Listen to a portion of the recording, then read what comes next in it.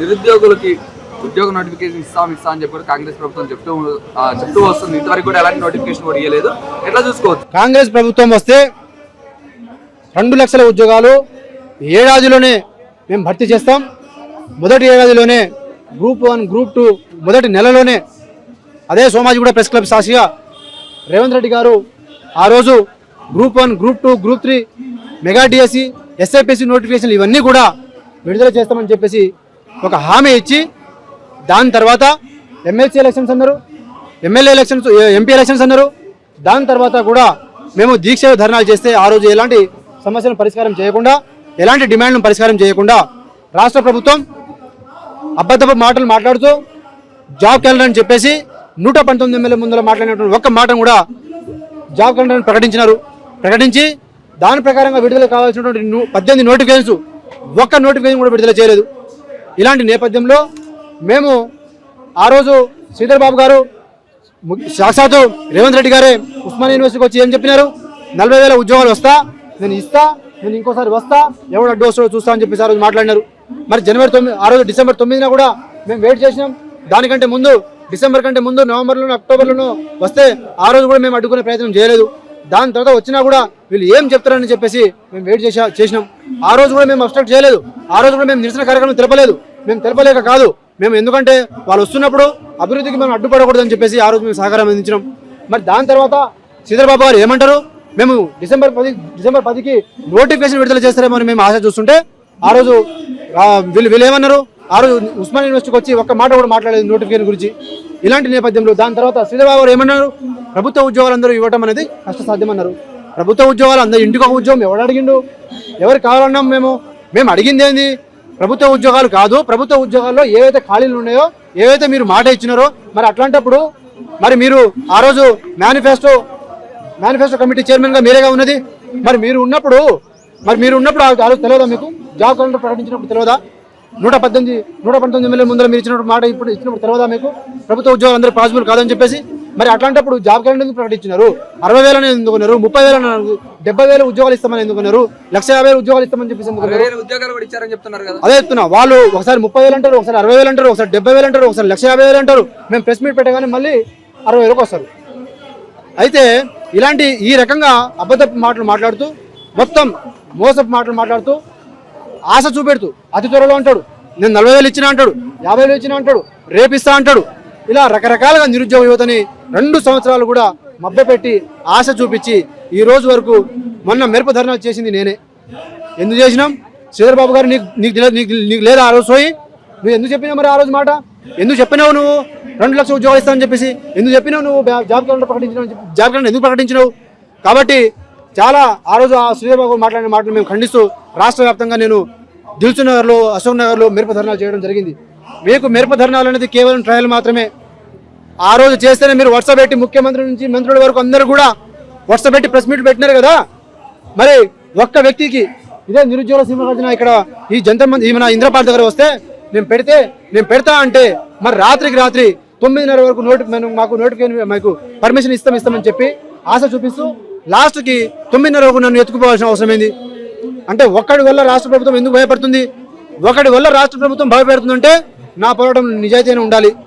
నా పోరాటంలో నిజాయితీ ఉంది కాబట్టి, నా పోరాటంలో న్యాయం ఉంది కాబట్టి ఈ రాష్ట్ర ప్రభుత్వం వాళ్ళు తప్పు చేసినారు కాబట్టి భయపడి ఈ యొక్క ఆ రోజు జరగాల్సినటువంటి ఆ యొక్క కార్యక్రమాన్ని చేయనీయకుండా అడ్డుపడ్డారు. ఒక ప్రోగ్రాంతో మీరు కంట్రోల్ చేయొచ్చు. నేను పోలీస్ వ్యవస్థ కూడా నేను ఒకటే రిక్వెస్ట్ చేస్తా ఉన్నా, నేను రాజకీయం చేసే వ్యక్తిని కాదు. మీకు తెలుసు 2 సంవత్సరాల నుంచి కూడా నేను పూర్తి స్థాయిలో సహకారం అందించే వ్యక్తిని తప్ప నేను రెచ్చగొట్టే వ్యక్తిని కాదు. ఇక్కడ రేపటి రోజున ఈ నిరుద్యోగ ఉద్యోగాలు కొడితే రేపు మీకు గ్రూప్ 1 మీరు కూడా గ్రూప్ 1 రాస్తారు, మీరు కూడా ఎస్ఐలు సిఐలు అవుతారు. రేపు మీరు కూడా రాబోయే రోజుల్లో ఈ రాష్ట్ర ప్రభుత్వం నడిపించే దాంట్లో మీరు ఒక కీలక పాత్ర పోషిస్తారు. చేతకానోడికి 100 కారణాలు. ఆ స్టేట్మెంట్ పక్కన పెడదాం. మేము నిరుద్యోగుల సింహగర్జనకి అన్ని పొలిటికల్ పార్టీస్ని మేము మద్దతు తీసుకున్నా.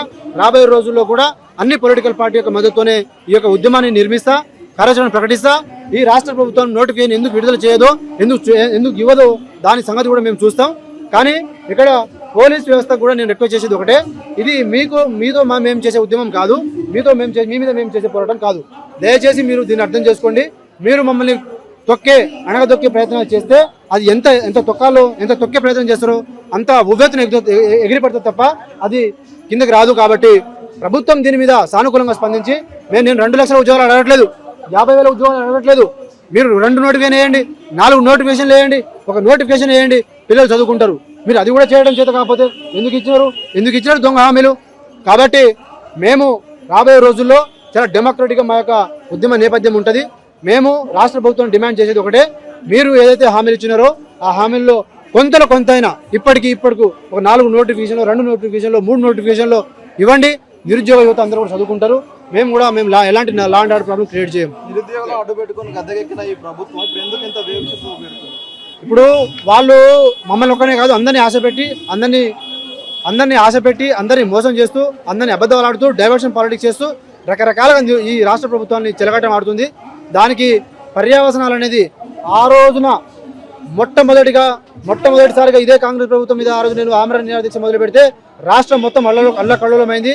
అలాంటి పరిస్థితి ఈసారి రాష్ట్రంలో ఉన్న అందరూ కూడా అదే కోపం మీద ఉన్నారు.